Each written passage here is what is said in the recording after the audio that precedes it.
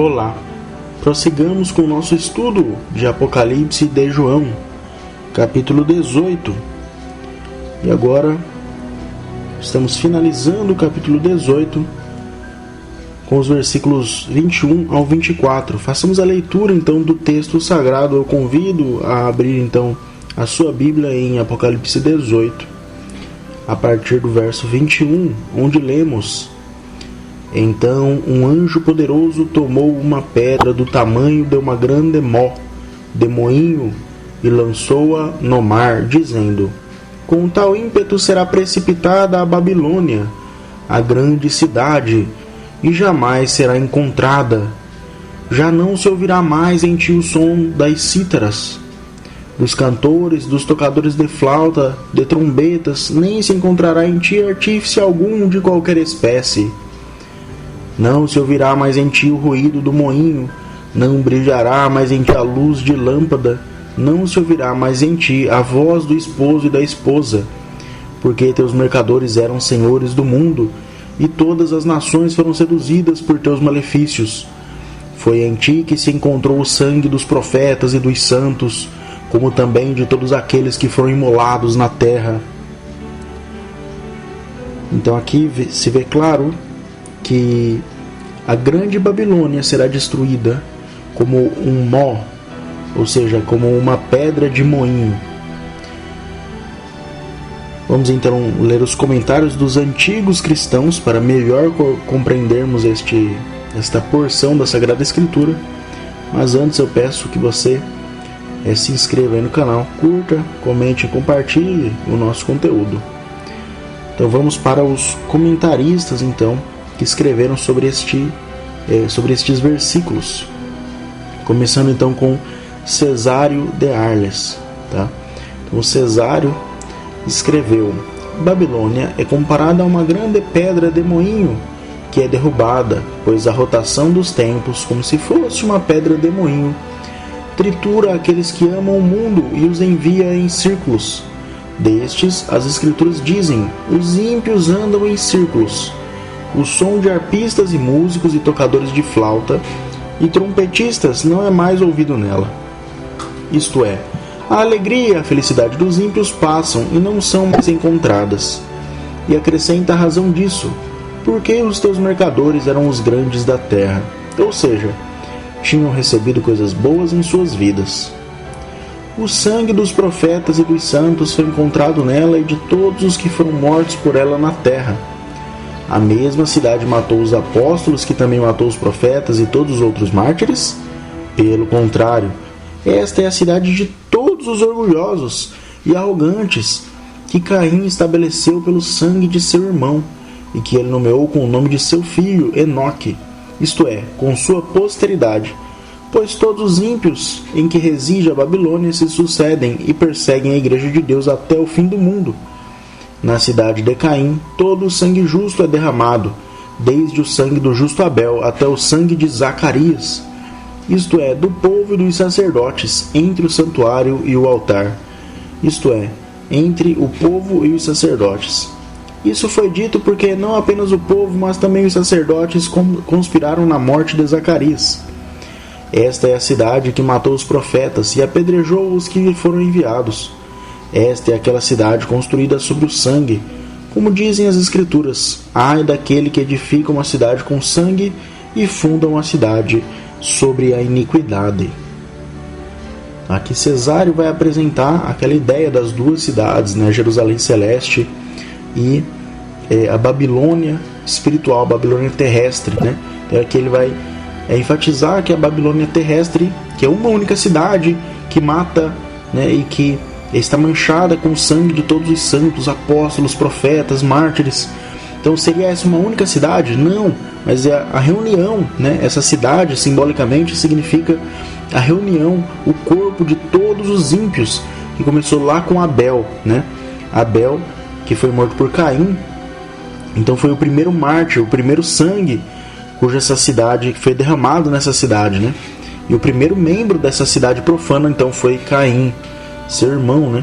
E veja que ele deu o nome então dessa cidade de Enoque, mas esse não é esse Enoque, né, que foi o filho de Caim, não é o mesmo Enoque, né, que foi arrebatado aos céus. É um outro Enoque, tá? Então não é necessário então não confundi-los. Bom, então vamos continuar com os comentários. Agora com um comentário de André de Cesareia. Então André escreve: assim como uma mó afunda com força no mar, também a destruição desta Babilônia será repentina, de modo que depois nenhum vestígio dela será encontrado. A ausência de arpistas, menestréis e outros é uma indicação disso, e ele dá a razão disso.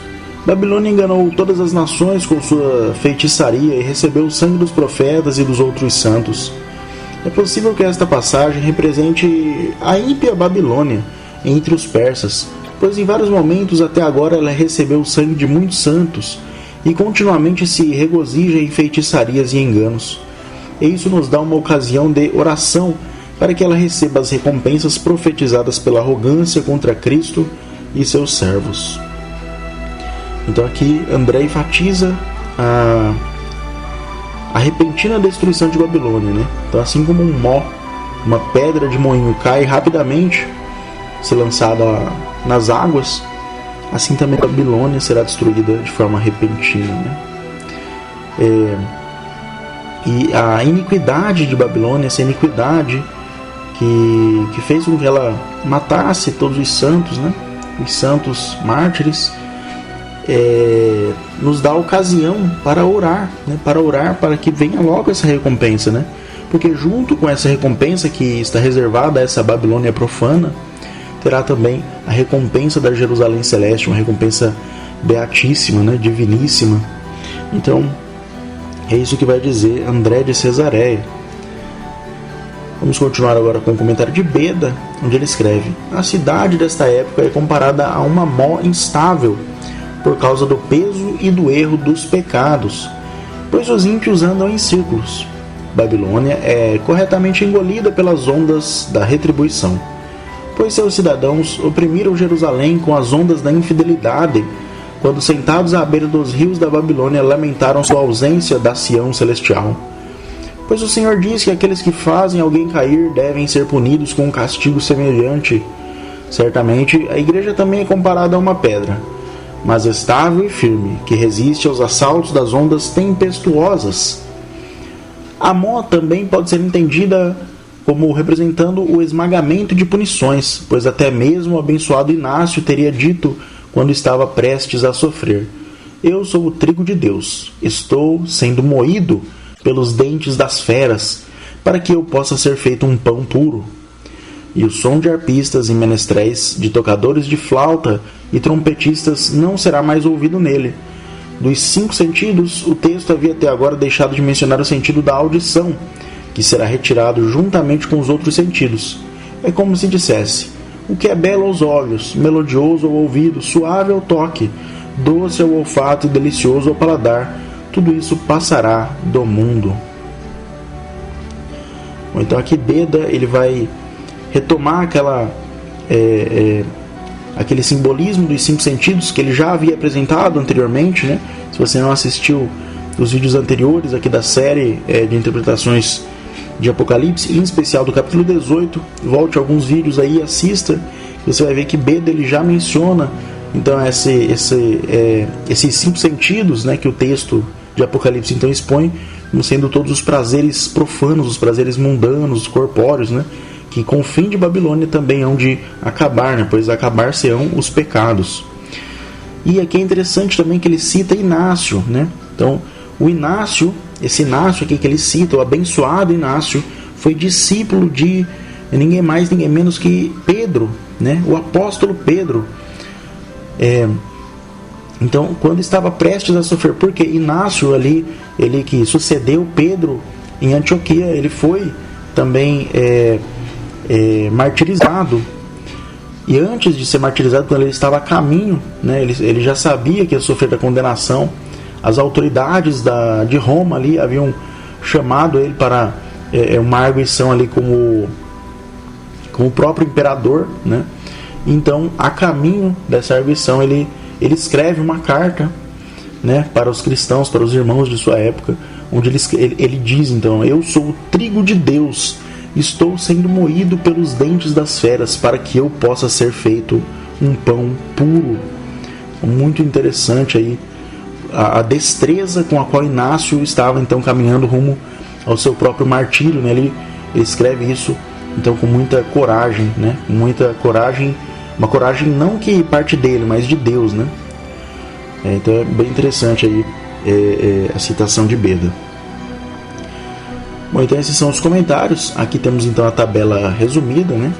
Então, acerca do Mó de Moinho, Cesário diz então que Babilônia é uma grande pedra de moinho que é derrubada, pois a rotação dos tempos tritura aqueles que amam o mundo.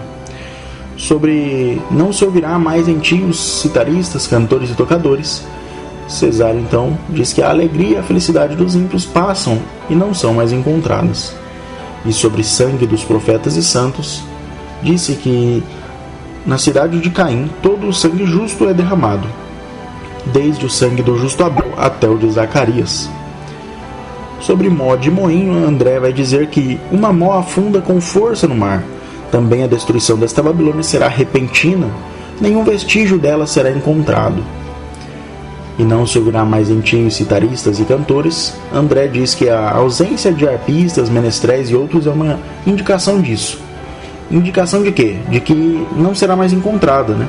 A ausência da alegria, da felicidade, como Cesário havia dito, para André então significa a completa inexistência dessa Babilônia, né? Ela será destruída. E sobre o sangue dos profetas e santos, para André é ocasião para que oremos, para que ela receba as recompensas profetizadas pela arrogância contra Cristo e seus servos, ou seja, para que oremos pela destruição da grande Babilônia, né? Pois junto dessa destruição teremos também a nossa recompensa. Sobre Mó de Moinho, Beda escreve: uma mó instável por causa do peso e do erro dos pecados, pois os ímpios andam em círculos. E também ele diz, né, Beda, que esse Mó de Moinho é o esmagamento de punições. Sobre não se ouvirá mais em ti os citaristas, cantores, Beda escreve: o que é belo aos olhos, melodioso ao ouvido, suave ao toque, doce ao olfato e delicioso ao paladar, tudo isso passará do mundo. Ou seja, todos os prazeres mundanos que essa terra governada por Satanás, que esses reinos profanos onde nós vivemos hoje, todos esses prazeres que nos são oferecidos nessa terra, eles passarão, ou seja, eles não mais existirão depois que a grande Babilônia for lançada nas águas como a mó de um moinho. Então essa é a mensagem de hoje. Espero que você tenha aproveitado, que você tenha desfrutado. Se você assistiu até aqui, muito obrigado. Então eu peço mais uma vez que você curta, comente, compartilhe o nosso conteúdo e, claro, não deixe de se inscrever. Inscreva-se aí no canal, ative o sininho para acompanhar os próximos vídeos. Recomende os vídeos para amigos, conhecidos, irmãos da igreja. Então, eu lhe agradeço e que a graça do nosso Senhor esteja com todos.